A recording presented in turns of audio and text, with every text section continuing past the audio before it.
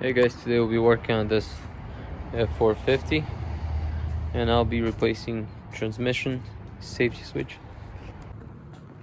So this is what the part looks like, the one I'm going to replace. So some people call it German natural safety switch from transmission. So it's located on the driver's side. So if you go under, it's right by transmission. If you go under, and it's right in there. There it is.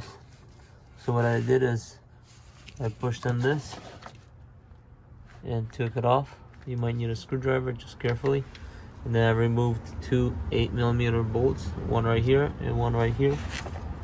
These are the bolts, 8mm.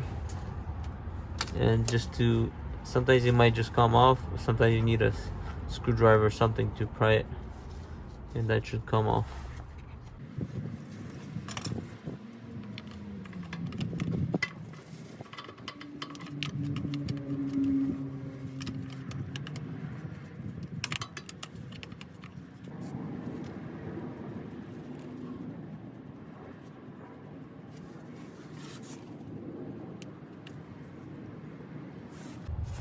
So that's how you take it off, just carefully. And then make sure there's grooves right here. One right there, one in here, and then go inside right here, there's the grooves. Make sure you install it correctly. And the one I bought is from AutoZone, Auto Parts. And I don't know if that's the part number, it might be right here. And that's the new one. Make sure you, like I said, the grooves, one on top, one on the bottom, you line it up so you don't force it. So just, I typed it lightly and it seemed to go in. Just kind of wiggle it. So I tighten it back and forth lightly, and it just went back, slide in. It's because maybe it's rusted.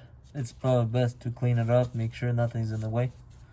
But mine, it looks like everything's good. I tightened both of them. Like I said, it's 8mm.